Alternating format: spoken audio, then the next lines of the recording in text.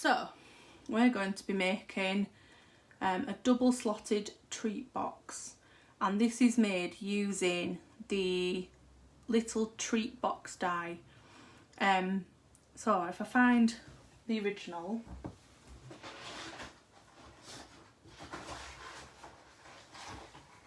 which is here, so the little treat box die will make one that's like this. So it's like about 3/4 of an inch in width, and it makes it like this.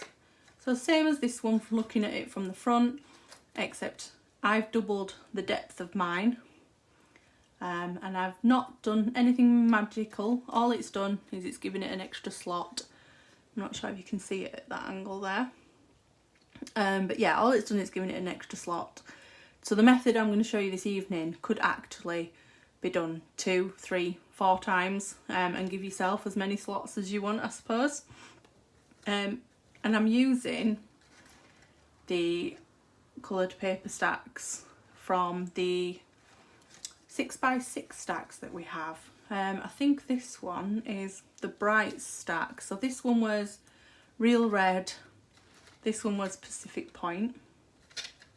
And then tonight we're going to do a Gorgeous Grape version. So I was tempted to turn this into Halloween using Gorgeous Grape and go with a bit of black and Halloween it up, but I've refrained. I did Halloween last night. I've got Halloween coming up on my blog. So we're going with something a bit more neutral this evening. Okay, so what do we need? We need 2 sheets of the same colour. So I've gone Gorgeous Grape, as said. You could use either side. I don't know, I've done a spotty one there and I've done a script one there, so I might go with the grungy side this evening. We need a scrap of Whisper White, and that's just for the sentiment on the front. And then I am using the Many Mates stamp set, and of course you will need the little box treat dies. So these are the dies. So as you can see, you get the box in one big die. Because we're doing a double slot, we'll need to do it twice, but one cut through the cut and emboss will get you one of this size. And then we're going to use this die here, and that's for the sentiment on the front. So if I just take those off there, like so. Pop my scrap out of the way. And then yes, we're going to go with the grungy side, I think. Just grab my cut and emboss machine. And I'm going to put new plates in it tonight. Now I remembered. I've got them, so I might as well use them. So this is how they arrive when you get your brand new plates. This has got 2 number 3s in it. I'll also need my number 2 and my number 1. So just grab those. So number 1, number 2, one of my brand new sparkly shiny number 3s, and then there is a little bit of a knack as to how you fit this on. Some people would try it that way, but you need to place it so that the longest 2 parts are going corner to corner. And as you can see, you've got not much room for error. If you go too far either way, you're off the side. So it's like that when you put it on. So I'll just place my paper in, and we're going to cut 2 of these. Now you could use the magnetic plate for this, just to make sure that they stay where they should. But I'm going to braid it without. So let's have a look. Brave it without, and then she moves it straight away.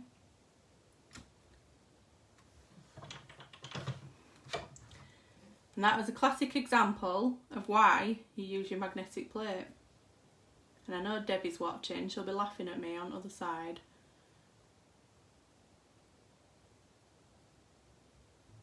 we've just come off a 6-hour phone call, because that's how you do phone calls, right? They've got to be 6 hours long. Right, try again.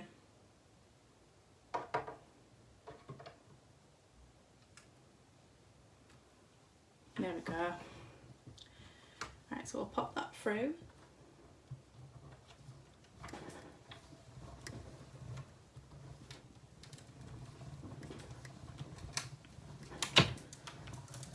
Hello to anyone who's just joined.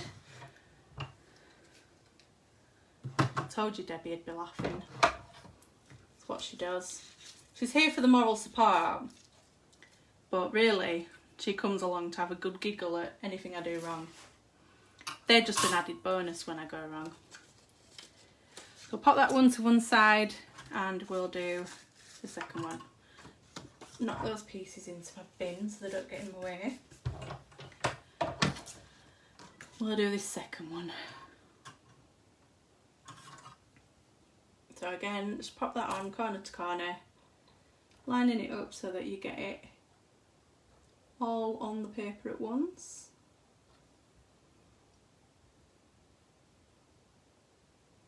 Like so.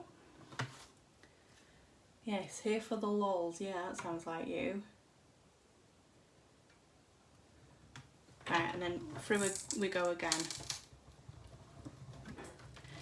And the noise you can hear is just because the plates are new. It's a nice new squeaky sound. So we can pop these plates away now. Pop that die away. I've got 2 pieces. Quickly pop my plates back and we'll fold up the cut and emboss. Oh, actually, while I'm here, no, I'll do that in a moment. Scrap that. Okay, so what you get is this, and you do just have to make sure all the bits have popped, but as you can see, the cut and emboss has such a good way of layering up the sandwich that, unlike on the Big Shot, I might have had to poke through all these little bits just to make sure they were done. I don't have to with this. So I'm just gonna, the good thing about that die is it not only cuts the shape, it gives you the score lines as well. So I'm just going to fold those, and I'm not going to burnish them as I was going to, but looking at the paper and how it's done it so well, it doesn't need it. And with it being paper, I don't want to crack it and tear it. So that's one. And then on this one, so what we're going to do is we'll build this up, and how you do it is you see one end's got a tab and the other has got a hole with a slot. You just line them up and build the inner box like so, and then you would bring these up, and that is how you would make your single slot. On the double slot you need to make 2, and then there's a little bit of cutting to adapt them into the double slot. So I'll fold all the lines on this one, and then I'll show you how I did the other.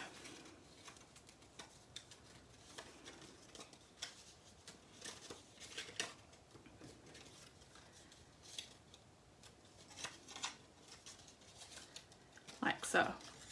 So again, on this one, you do the same, you build the middle up, because you want your 2 slots. And then you can do this next part in one of 2 ways. So you could build up the side on the 2 middles, like so, and glue them like that.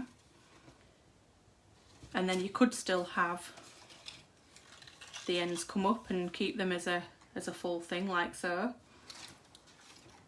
Need to fold that one the other way, don't I? I go for grungy. Now I've got one dotty and one grungy. A very quick fix though, not like the other evening, eh?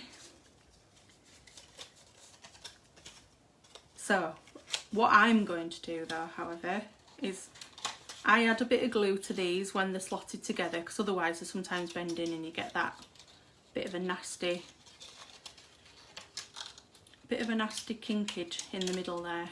So I'm going to glue them, and then I'm going to bring up one of the sides, and the same on this one, just one of the sides, and then I'm going to cut this part off completely on one of them. So while that's not glued, I'm going to cut that off. Just follow that score line and cut it off.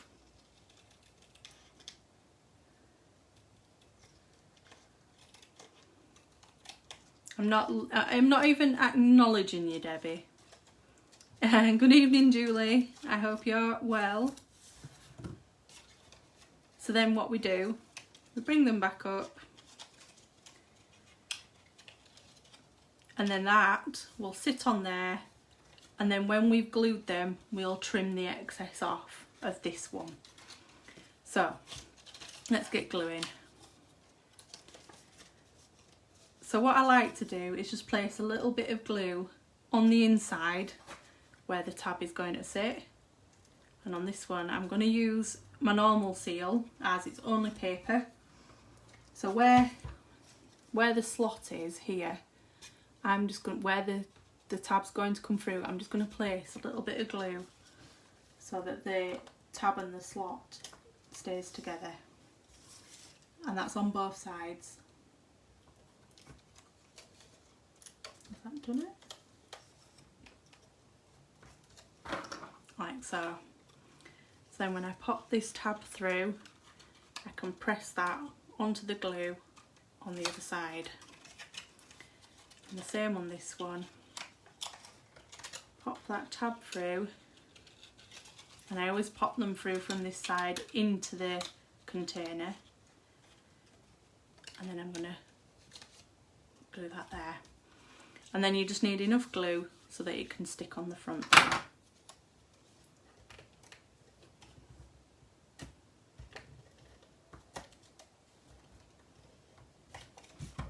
And then bring that up, make sure it's all nice and lined up. And there's one.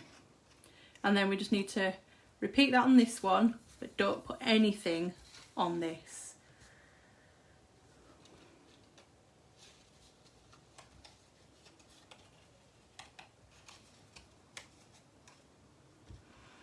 If you were keeping the inside tabs, you could fold the outer tabs inside to give it a bit, yeah, you could.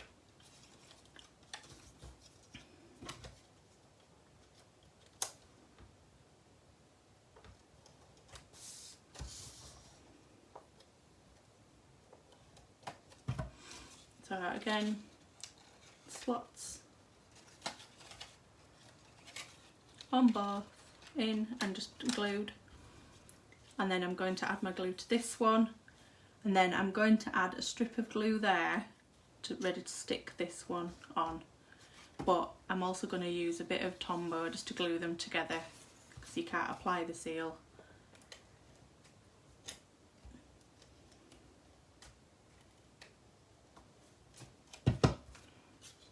And up it goes. So now you've got two ready to go together like so, and you want them gluing together so that they can stay like that, and then we'll bring the tabs over to form a nice arch. So I'm going to put my seal there, and then I'm going to quickly just grab a little bit of Tombow .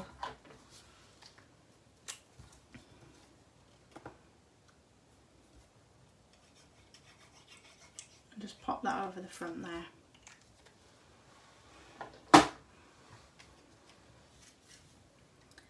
So if we then line all that up like so, and then I'm just going to press my fingers into the middle there so that the Tombow gets a little bit of help.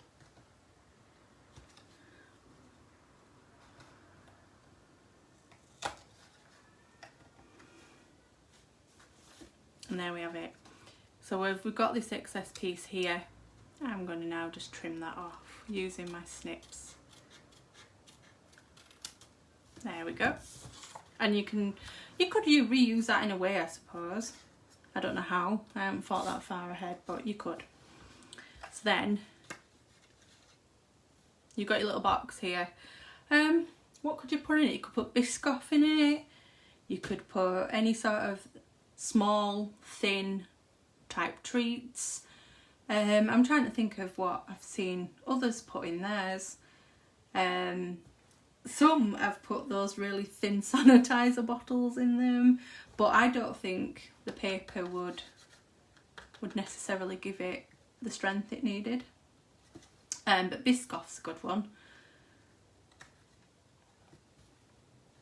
So then we're going to bring this together. I'm going to use, what ribbon am I using this evening? I'm using the, so what's it called? It's called the metallic edge ribbon, and I'm using the silver one.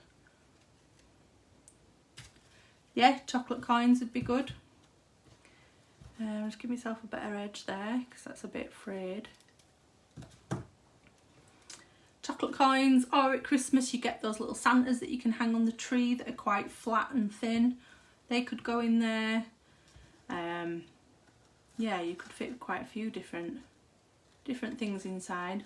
I can only think of Christmas chocolates though. I'm trying to think of something that's not Christmas. So I'll bring that together at the top there.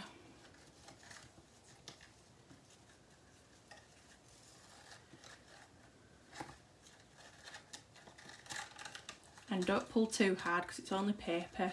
You'll end up going through it. I speak from experience, as that is one of the errors I've made. But if I make the errors, you don't have to. I think from the other evening, a lot of you now know that you don't glue a rectangle on a never-ending card, you glue the top corners. You also do your big squares first so that you know where they go, and you don't then get to the end of the card and realise you've glued it all wrong. So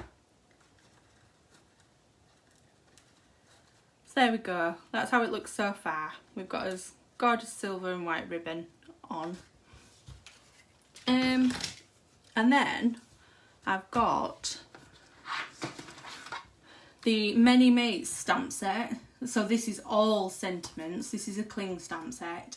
And this is one that I reach for on a lot of occasions. I'm trying not to use it too much. The other one, on this one, I use the, is it called Here's a Card?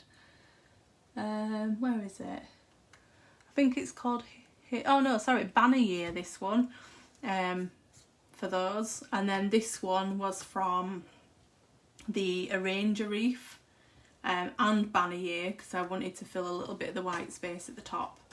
But on this one this evening, I'm going to go with this Thanks. And that's simply because I may adapt these into something just to pop on the desks of my team at my workplace. Just because COVID isn't easy and they've done quite a bit. So we'll do a thanks, and I've already got it here, but I haven't mounted it pretty straight, so we'll redo that. So I'm just using lines on my grid paper to get this mounted up as straight as I can on the block. And I've got a C block there. I've got a scrap of Whisper White, and I've got my matching gorgeous grey ink.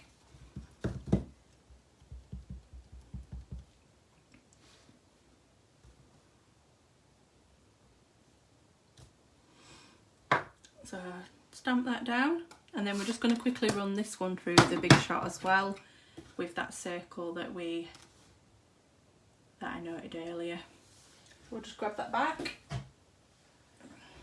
I should have done my stamping first really, but never mind.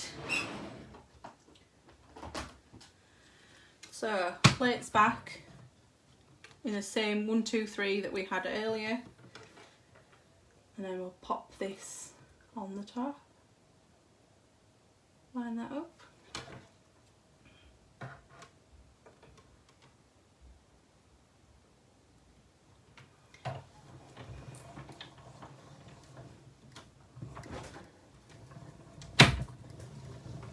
There we are, through the other side. We'll pop this away.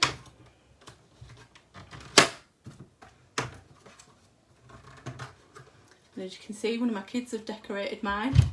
It's got one of those epoxy droplets, which funnily enough I will be using on this project, so it times in quite nicely. Pop those away.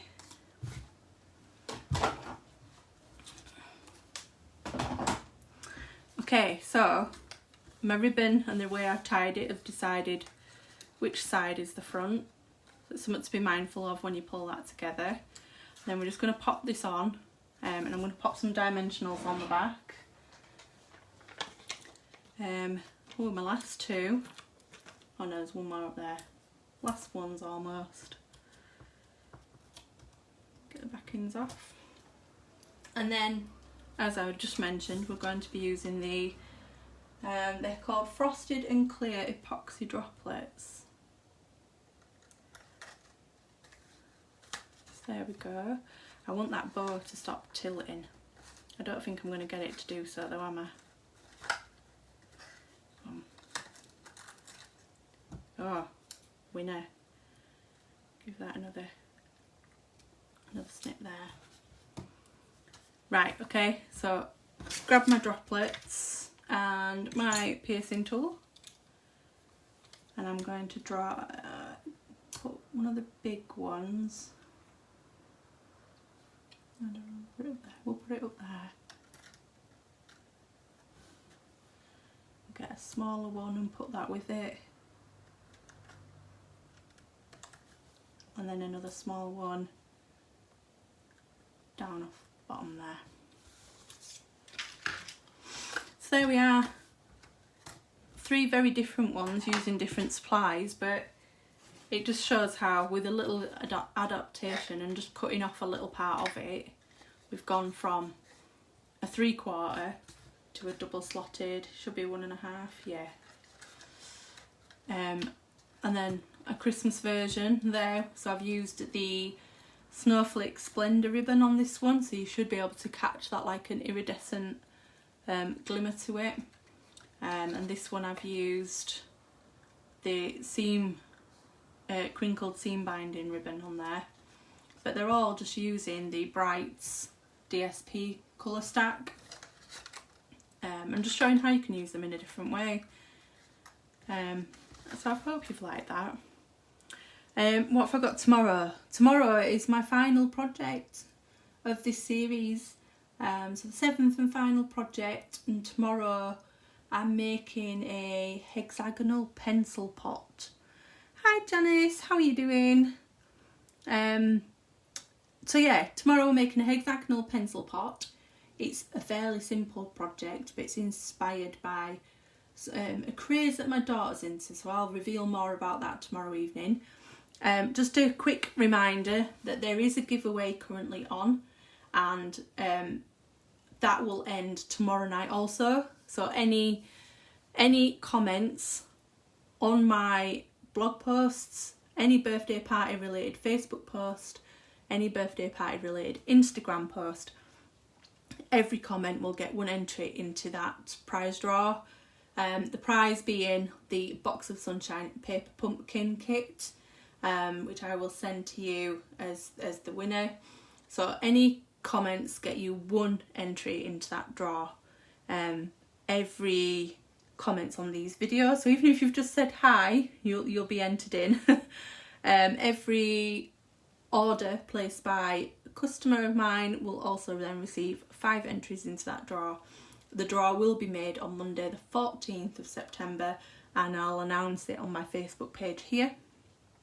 So thank you everyone for watching this evening, and I'll see you for my final one of this series tomorrow night, 7:30 p.m, right here on Facebook. Bye bye.